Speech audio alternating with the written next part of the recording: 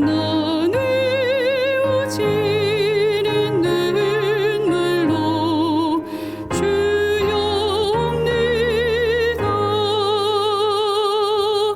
너희 집 왔으니 내 집을 찾아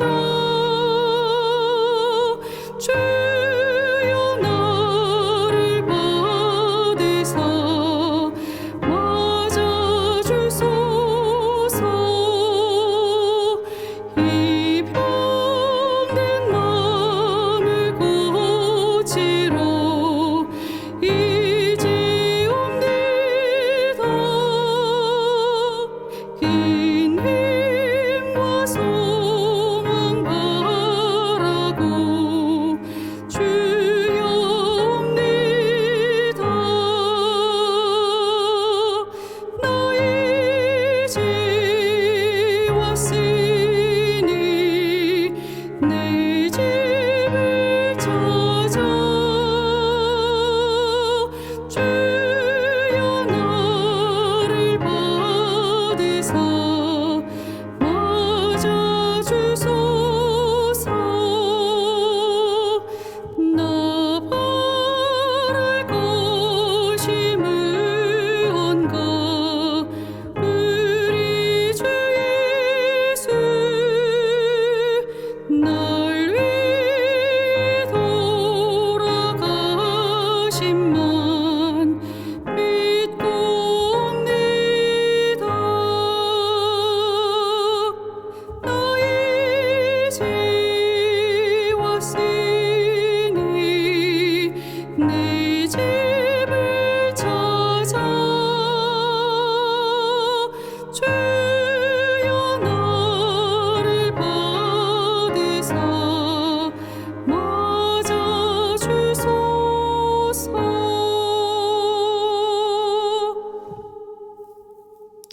자비와 은혜가 풍성하신 하나님 아버지, 한 해의 마지막 자리에 우리를 불러주시고 기도로 주님 앞에 나아가게 하심을 감사드립니다. 돌아보면 주님의 손길이 우리 삶을 붙들어 주셨고 수많은 어려움 속에서도 지켜주셨음을 고백합니다. 하지만 아버지, 우리는 여전히 죄와 씨름하며 때로는 넘어지고 때로는 주님을 잊은 채 우리 힘으로 살아가려 했던 연약한 존재임을 고백합니다. 사랑의 하나님, 우리의 교만함과 무지함, 반복되는 죄를 용서하여 주시고 다시 한번 진정한 회개의 자리로 돌아오게 하여 주시옵소서. 이 연말에 우리에게 구원의 즐거움을 새롭게 회복시켜 주옵시고 처음 예수님을 만났던 그 감격, 죄사함의 기쁨, 주님 품에 안겼을 때 느꼈던 그 평안을 다시 우리의 심령에 부어 주시옵소서. 특별히 오늘 말씀을 전하시는 목사님에게 성령님께서 함께하여 주시기를 간절히 구합니다. 선포되는 말씀마다 우리의 심령을 깨우고 우리의 상한 마음을 치유하며 흩어진 생각을 다시 주님께로 모으는 생명의 말씀이 되게 하여 주시옵소서. 한 해 동안 베푸신 주님의 은혜에 감사드리며 우리 구주 예수 그리스도의 이름으로 간절히 기도합니다. 안녕하십니까. 연말 기도주일 둘째 날입니다. 연말 기도주일에는 재림교인들의 대속제일 주간입니다. 그래서 한 해를 돌아보고 죄를 회개하고 정결케 되는 훈련을 합니다. 다시 시작하는 것이죠. 리셋입니다. 새로움입니다. 그래서 오늘은 다시 죄와 씨름하다라는 제목으로 함께 말씀을 나누겠습니다. 제가 올해까지 미국에서 공부를 하고 올 여름에 이제 입국을 했습니다. 작년이었어요. 차를 타고 가고 있는데 경찰차가 저를 붙잡았습니다. 차 번호판에 등록 스티커를 붙이지 않아서 잡혔는데요. 내가 스티커를 신청했다. 그런데 아직 오지 않았다. 이렇게 답을 했습니다. 그런데 저의 신원을 조회하더니 둘 중 하나를 선택하라고 합니다. 지금 현금 110불, 15만 원을 내든지 아니면 경찰서로 가든지 결정하라는 것이었어요. 처음 당하는 경험이라 머뭇거렸습니다. 현금이 없었습니다. 내가 알아보고 나중에 내겠다. 그렇게 답을 했습니다.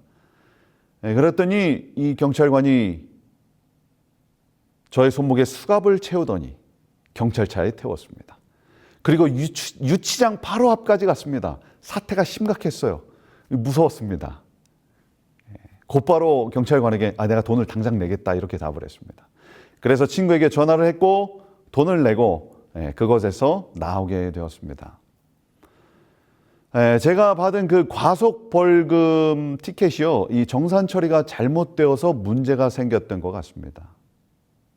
수갑을 한번 차보니까 미국을 당장 떠나고 싶었습니다. 잘못한 게 없는 것 같은데 감옥에 갈 뻔했습니다. 결국 법원에 가서 문제를 다 해결했습니다. 한국에서는 상상도 못할 일을 경험했던 것이죠. 죄와 처벌이라는 것은 법에 따라서, 이 법관에 따라서 달라집니다. 그리고 죄의 정의에 따라서도 달라지죠. 그래서 많은 무신론자들이 교회에 오면 자꾸 죄인이라고 하는데 그것을 이해하기가 힘들다고 합니다. 왜냐하면 사회가 정의한 죄와 성경에 나타난 이 죄의 정의가 다르기 때문입니다. 그렇다면 성경에서 말하는 죄는 무엇이고 우리 재림교회가 가진 죄에 대한 이해는 무엇입니까? 그리고 그 죄의 문제를 어떻게 해결해야 할까요? 인간은 날 때부터 죄인입니까? 아니면 죄를 지어서 죄인입니까? 같은 의미로 죄는 선천적입니까? 아니면 후천적입니까? 이 질문은 교회가 탄생된 이래로 계속되는 질문이고 갈등을 가져온 질문입니다. 왜냐하면 성경은 두 가지를 다 말하고 있기 때문입니다. 시편 51편 5절에 내가 죄악 중에서 출생하였으며 어머니가 죄 중에서 나를 잉태하였나이다. 반대로 요한일서 3장 4절에는요. 죄를 짓는 자마다 불법을 행하나니 죄는 불법이라. 날 때부터 죄인이라고 성경은 말합니다. 이것을 원죄라고 하죠. 동시에 죄를 짓기 때문에 죄가 되는 것이죠. 자범죄, 내가 죄를 지었다고 해서 자범죄라고 합니다. 이 재림교회는 원죄라는 표현을 잘 사용하지는 않습니다. 왜냐하면 역사적으로 원죄의 정의가 너무 다양하기 때문입니다. 그럼에도 불구하고 아담의 죄에 대한 영향은 분명하게 가르치고 있습니다. 재림교회 기본교리 책에는 이렇게 기록되었습니다. 바울은 아담 안에서 모든 사람이 죽었다고 말했다. 또 다른 곳에서 그는 이러므로 한 사람으로 말미암아 죄가 세상에 들어오고 죄로 말미암아 사망이 들어왔나니 이와 같이 모든 사람이 죄를 지었으므로 사망이 모든 사람에 이르렀느니라고 말한다. 비록 어린아이로서 우리가 모방을 통하여 죄된 행실을 습득한다고 할지라도 위의 구절들은 우리가 우리의 근본적인 죄성을 타고난다는 것을 인정하고 있다. 인간의 죄의 보편성은 본질상 우리가 선이 아닌 악으로 기울어진다는 점에서 명백하다. 기본교리에는 아담으로 죄가 들어오고 죽음이 왔다고 말합니다. 로마서에 있는 말씀처럼요. 신분 자체가 이미 결정되었다는 것입니다. 우리는 조선의 종모법, 종부법이라는 것을 들어봤을 것입니다. 특히 노비 종모법은요, 양인인 아버지와 천인인 어머니 사이에 태어난 그 자식이 어머니의 신분을 따르던 법이라는 것입니다. 아버지가 양반이어도 어머니가 천민이면 자녀는 천민이 되는 것입니다. 그래서 홍길동전에 아버지를 아버지라 부르지 못하는 슬픔이 나타납니다. 죄성을 타고난다. 죄로 기울어진 본성이다. 아담 때문에 죄로 기울어진 이 본성, 그 자체가 죄일까요? 재림교회 안에는 이렇게 원죄를 지지하는 입장과 거절하는 입장이 있습니다.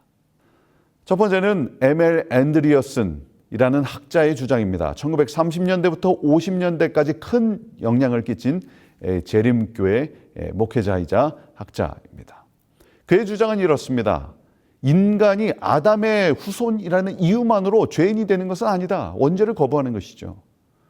타락한 본성을 물려받았다고 인정하지만 그것이 도덕적 부패나 죄 자체는 아니다. 아담의 영향은 있지만 그것 자체로 죄가 될 수는 없다는 것입니다. 인간은 자신이 실제로 죄를 범할 때 죄인으로 간주된다. 죄는 단순한 타락한 본성을 의미하지 않으며 성령의 음성을 거부하고 적극적으로 악을 선택하는 것이다. 그의 주장을 한마디로 요약하면 죄는 선택이다. 인간의 의지라는 것입니다. 죄의 영향은 있지만 은혜로 우리는 선을 선택할 수 있다는 것입니다. 두 번째 입장은 에드워드 해펜스톨이라는 학자의 주장입니다. 1960년, 70년대에 재림교회에 큰 영향을 끼쳤고요. 지금 역시도 그 영향력이 있습니다. 그의 주장은 이렇습니다. 죄는 단순한 행위가 아니라 하나님과 분리된 존재의 상태이다. 상태라는 것입니다. 원죄는 아담의 타락으로 인해 인류 전체가 공유하게 된 죄된 상태로 인류의 죄, 죽음, 정죄를 의미한다. 인간이 죄를 짓기 때문에 죄인이 된 것이 아니라 죄된 본성 안에 있기 때문에 죄를 짓는 존재이다.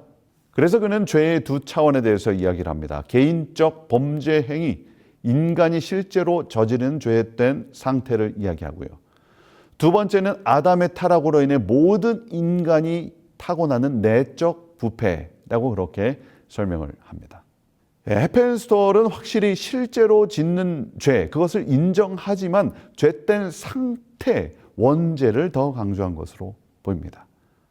그림으로 그리면 이렇습니다.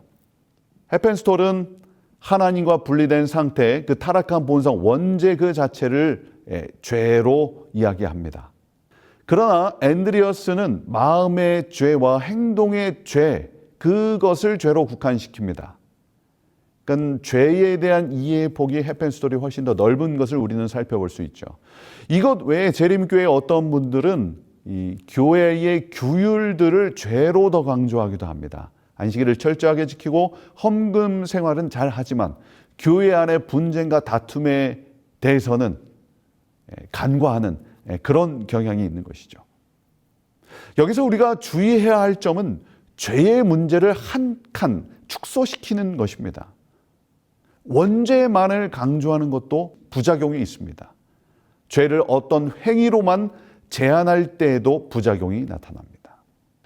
죄를 타락한 본성으로 강조할 때, 즉 원죄를 강조할 때의 장점과 단점이 있습니다. 장점은요, 해결할 수 없는 죄의 본성에 대해 은혜를 더욱 갈구하게 됩니다. 의롭다고 여겨주시는 칭의를 강조하게 되죠. 이것이 바로 원죄를 강조하는 장점이죠. 그러나 단점은 죄의 극복과 승리를 지레 포기하는 것입니다. 우리는 원래 죄인이야.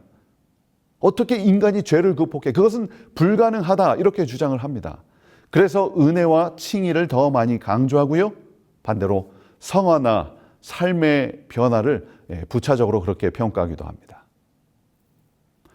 반대로 죄를 의지나 선택, 이것으로 강조할 때의 장점과 단점이 있습니다.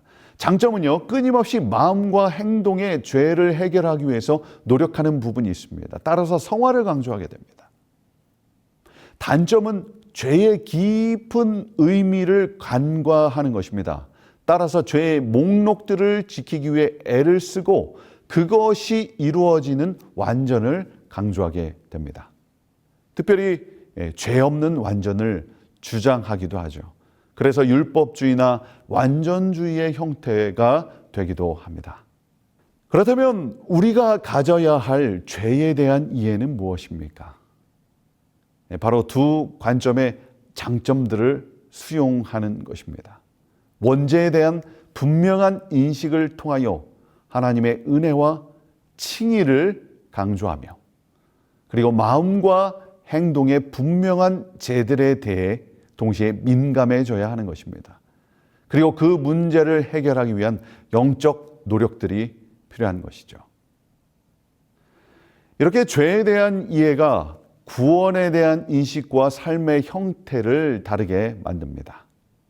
오늘 우리는 이 문제를 보다 실천적으로 다루면서 그 영적 의미를 찾아보도록 하겠습니다. 첫 번째로 죄는 하나님과의 분리입니다. 우리는 원죄의 문제를 간과할 수 없습니다.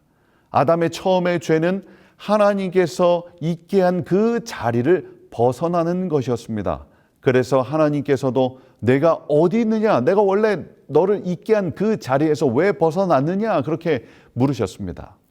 그때 시작된 것이 바로 아버지와 아들과의 분리죠. 분리되는 것은 바로 죄의 속성입니다. 아담 역시 아벨과 가인 모두를 잃는 경험을 했습니다. 그래서 성경에는 가장 큰 아픔, 그것을 아들을 잃는 슬픔으로 묘사했습니다. 스가랴서 12장 10절은 이렇게 말씀합니다.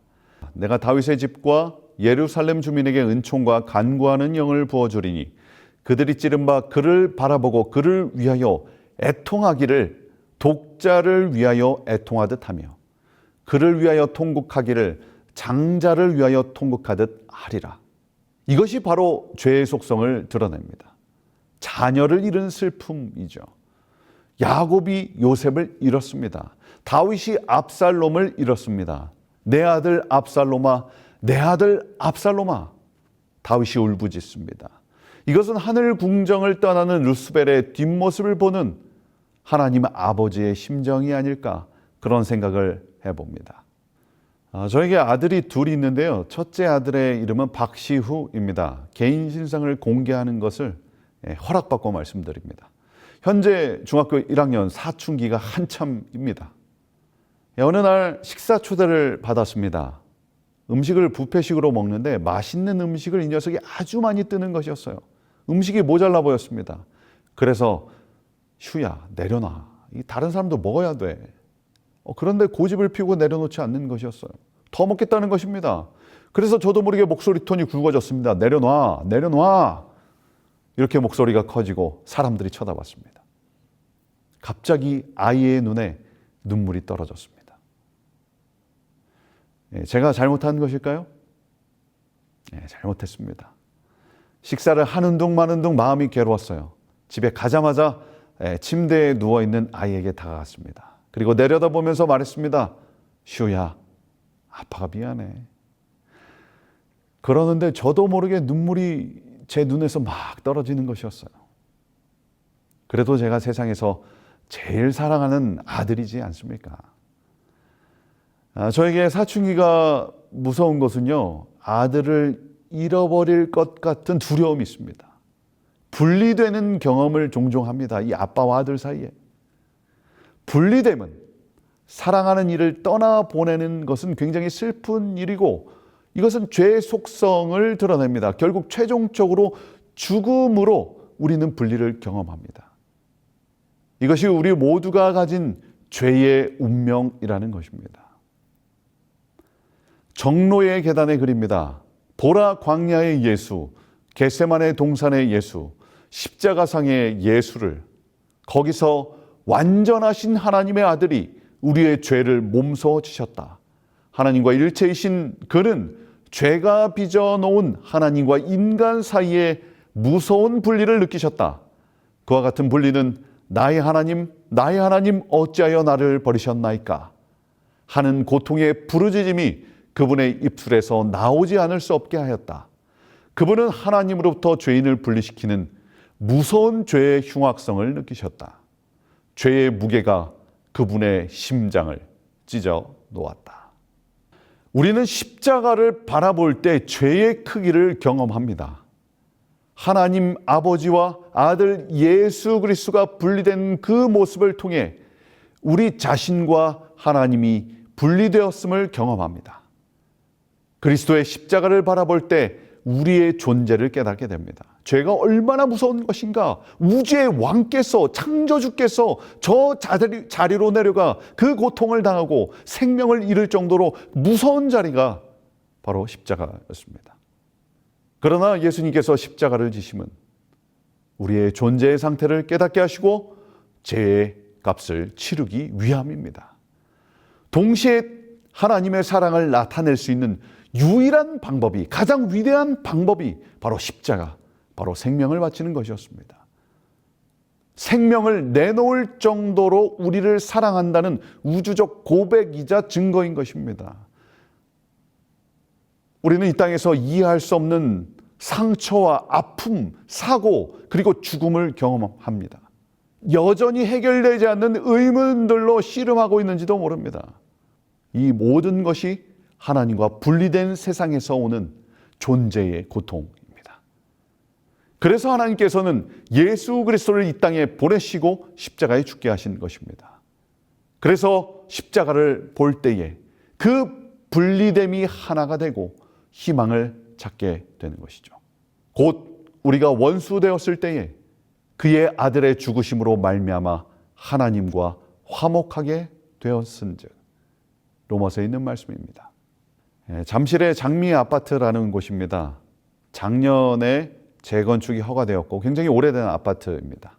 실제로 있었던 일입니다. 1980년이었습니다. 아파트의 13층 베란다에서 만 3살의 우세라 양이 남동생과 놀고 있었습니다. 엄마의 지갑에서 10,000원을 꺼내서 창밖으로 날렸습니다. 엄마는 그 돈을 줍기 위해 밑으로 내려갔습니다. 1층에서 어디에 떨어졌을까 찾으면서 자신의 아파트 위치를 확인하기 위해 위를 쳐다봤습니다. 그 순간 창밖으로 아이가 떨어지는 모습을 보게 되었습니다. 엄마는 어떤 선택을 했을까요? 추락한 지점의 높이는 지상에서 34m, 세라 양의 신장은 60cm, 체중 18kg이었습니다. 지상까지의 추락 시간은 1.6초, 엄마가 받는 충격은 야구공 약 90여 개, 100여 개를 한꺼번에 던지는 충격이라고 합니다. 엄마는 빙글빙글 돌면서 떨어지는 아이를 가슴으로 받아냅니다. 그리고 둘 다 정신을 잃었지만 약간의 상처만 있고 2명 다 살았습니다. 사랑의 힘은 생명을 살려냅니다. 오늘 그리스도께서 떨어지는, 낭망하는, 그리고 죽어가는 상처 입은 우리를 가슴으로 안으심으로 생명을 주셨습니다. 그 은혜가, 그 생명이 오늘도 죄의 짐을 지고 가는 우리를 다시 살리길 간절히 기도합니다. 두 번째로, 죄는요, 사람과의 분리입니다. 죄로 인해 하나님과 분리되었고 그 죄로 인해 사람 사이가 단절된 것입니다. 아담과 하와의 사이가 분리되었습니다. 벌거벗은 것을 수치스러워하기 시작했습니다. 사랑하기보다는 미워하는 게 쉬워졌어요. 죄로 기울어지는 성향, 이 죄 자체를 얻게 된 것이죠. 그래서 요한일서 3장 4절에는요, 죄를 짓는 자마다 불법을 행하나니 죄는 불법이라. 불법은 하나님의 율법을 어기는 것입니다. 율법은 하나님을 사랑하고 이웃을 사랑하는 것입니다. 즉 사랑하지 않는 것이, 미워하는 것이 죄입니다. 이 죄는 사람과의 분리를 가져옵니다. 그것은 무엇입니까? 이별이고 궁극적으로 죽음입니다. 독실한 기독교인인 이찬혁이라는 가수는 최근에 멸종위기 사랑이라는 제목으로 노래를 했습니다. 왔다네, 정말로 아무도 안 믿었던 사랑의 종말론, 아주 기가 막힌 표현을 합니다. 세상에서 진짜 사랑이 종말을 맞고 있다, 끝나고 있다는 것입니다. 그래서 진정한 사랑의 필요성을 노래하고 있습니다. 찰리 멍거라는 투자자가 있는데요. 그는 이렇게 말했습니다. 세상을 움직이는 힘은 탐욕이 아니라 질투다. 인간은 욕망하는 존재인데 그 욕망이 가장 잘 나타내는 단어가 바로 질투인 것 같습니다. 시기하는 것이죠. 불변의 법칙이라는 책에서 저자는 행복은 기대와 현실을 좁히는 것이라고 말합니다. 그런데 오늘날 사람들이 행복하지 않은 이유는 그 기대치가 높아졌기 때문이라고 말합니다. 그 원인은 바로 비교와 질투입니다. 다 같이 못 살 때는 괜찮은데 나보다 잘 사는 사람이 보이면 행복이 줄어드는 것이죠. 사촌이 땅을 사면 배가 아프다는 옛 속담의 의미가 굉장히 중요한 것 같습니다. 이러한 이야기는 단순한 도덕적 이야기가 아니라 우리가 직면한 죄의 문제입니다. 한 해가 지나가는 이 시점에서 오늘도 우리 마음속에 미움과 시기가 있다면, 질투가 있다면 다시 십자가 앞에서 이 문제로 기도하는 시간이 되길 바랍니다. 또한 이러한 죄의 문제는 개인에게 국한되는 것이 아니라 공동체의 문제로 확대가 됩니다. 하나님의 나라는 연합하는 것이에요. 서로 사랑하는 나라입니다. 시편 133편에 형제가 연합하는 것이죠. 신약의 교회처럼 기도하며 음식을 함께 먹고 하나가 되는 것입니다. 죄는 이러한 공동체가 파괴되는 것입니다. 혼잡해지는 것이에요. 바벨론이 되는 것입니다. 김균진 교수의 기독교 신학이라는 책에서요, 그는 이렇게 정의했습니다. 구약과 신약의 죄의 개념에 있어서 공통점은 죄를 하나님과 이웃과 자연의 피조물과 연관된 관계의 개념으로서 인간이 도달해야 할 목적, 그의 삶의 길, 하나님과 이웃과의 올바른 관계를 파괴하는 것을 뜻한다는 점이다. 간단하게 얘기해서 죄는 공동체적 관계를 파괴시키는 것이죠. 훼손하는 것입니다. 그렇다면 이 문제를 어떻게 해결합니까? 십자가 전까지 제자들의 문제는 누가 더 높냐? 하나님 나라가 임할 때 누가 한 자리를 차지하냐? 그렇게 다투었습니다. 이러한 제자들에게 예수님께 약속한 것이 있습니다. 요한복음 14장 16절로 17절에 있는 말씀입니다. 내가 아버지께 구하겠으니 그가 또 다른 보혜사를 너희에게 주사 영원토록 너희와 함께 있게 하리니 그는 진리의 영이라. 바로 예수님께서 성령 하나님을 약속하셨습니다. 로마서 8장 2절에도 이는 그리스도 예수 안에 있는 생명의 성령의 법이 죄와 사망의 법에서 너를 해방하였음이라. 이렇게 분명하게 말씀합니다. 죄에서의 해방은 바로 성령 하나님의 역사입니다. 성령의 법입니다. 성령께서 우리의 마음을 고치고 상처 입은 우리 영혼을 치유하시고 그리고 우리의 공동체를 아름답게 만드실 것이라는 약속입니다. 그래서 우리는 율법, 하나님의 그 사랑, 그 율법을 지키기 위해서 성령 하나님이 필요한 것이죠. 성령 하나님께서 오실 때에만 우리 공동체가 하나님 나라가 될 수 있음을 약속합니다. 오늘 말씀을 요약하면 이렇습니다. 우리가 이해하고 있는 죄는 선천적인 죄, 원죄와 후천적인 선택의 죄 모두를 포함한다는 것입니다. 그런데 문제는 죄의 특정 부분, 이것이 원죄이냐 선택이냐 한 부분만을 특별하게 강조할 때는 부작용이 발생합니다. 우리의 영적 의미, 이 죄를 살펴볼 때 죄는 하나님과 사람의 분리를 경험케 하고요. 그것은 죽음과 이별로 나타납니다. 이 문제는 그리스도의 십자가를 통해서만 해결될 수 있습니다. 그리고 궁극적인 죄의 문제는 개인을 넘어 공동체의 문제인데요. 이 문제는 바로 성령 하나님께서 해결해 주신다는 약속입니다. 성령 하나님께서는 우리를 변화시켜 죄를 이기게 하시고 아름다운 공동체를 이루십니다. 더 간단히 말씀드리면 죄는 하나님의 율법, 사랑이 깨지는 것입니다. 중요한 것은 원죄와 실제로 짓는 죄 모두를 포함하는 것이죠. 이것의 해결책은 무엇입니까? 바로 예수 그리스도의 십자가와 성령 하나님입니다. 바로 죄로부터의 해방, 구원이라고 말씀하고 있습니다. 마지막 이야기입니다. 우당 이회영 선생님을 아십니까? 굉장한 부자였습니다. 집안 내력 전부가 벼슬을 갖고 있었고요. 장관과 국무총리 다 했습니다. 금수저 중에 금수저 집안이었습니다. 그런데 나라를 잃었을 때 이회영 선생님의 육형제는 모였습니다. 그리고 결정합니다. 전 재산을 다 팝니다. 오늘날로 환산하면 수천억 혹은 조 단위라고 하죠. 그리고 이회영 선생님은 만주로 떠납니다. 신흥 무관학교를 세우고 교육 사업을 합니다. 그리고 나중에 무장독립단체인 의열단에 지원을 하기도 했습니다. 그런데 이분이 20세 정도에 예수님을 만나고 겸손을 깨닫습니다. 그래서 노비들에게 이제 노비제도가 폐지되었으니 편하게 말하세요. 먼저 존댓말을 했습니다. 그랬더니 노비들이 그래, 네가 뭐 좀 안다. 회영이 올해 몇 살이야? 뭐 이렇게 했을까요? 노비들은 젊은 이회영의 손을 잡고 이렇게 말했답니다. 주인님, 한 번 주인은 영원한 주인이십니다. 저희 노비를 처음으로 사람 취급을 해준 게 바로 주인님이십니다. 저희는 절대 주인님을 떠나지 않겠습니다. 라고 이렇게 답을 했다고 합니다. 그 뒤로 모든 노비들은 이회영을 따라 평생 독립운동을 하다가 생을 마감합니다.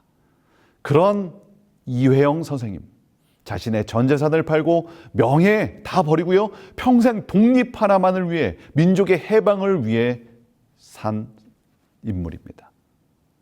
그는 비록 광복을 보지 못하고 일본 경찰에게 죽게 되었지만 그는 이미 하나님 나라를 경험한 사람이었습니다. 일본의 속국에 있었지만 성령의 법으로 산 사람입니다. 한국은 해방되지 않았지만 이미 하나님 나라로 해방된 삶, 죄로부터의 자유함을 경험한 그 삶을 살았습니다. 그리스도의 사랑을 실천했습니다. 공동체와 타인을 위한 삶 속에 이미 하나님 나라가 임했던 것입니다. 오늘 우리가 사는 세상은 죄가 지배하는 세상입니다. 우리는 여전히 넘어지고 흔들립니다. 상처 입습니다. 그러나 우주의 왕이시고 창조주 하나님이신 예수 그리스도를 통하여 우리는 다시 일어서고 굳건해질 수 있습니다. 우리는 여전히 하나가 아닐 수도 있어요. 그러나 성령 하나님의 역사로 하나의 공동체를 약속하셨습니다. 성령의 법이 우리를 지배할 때 우리는 이미 해방을 경험하고 하나님의 나라가 바로 이곳이 될 수 있습니다. 우리의 가정이 하나님 나라 되길 기도합니다.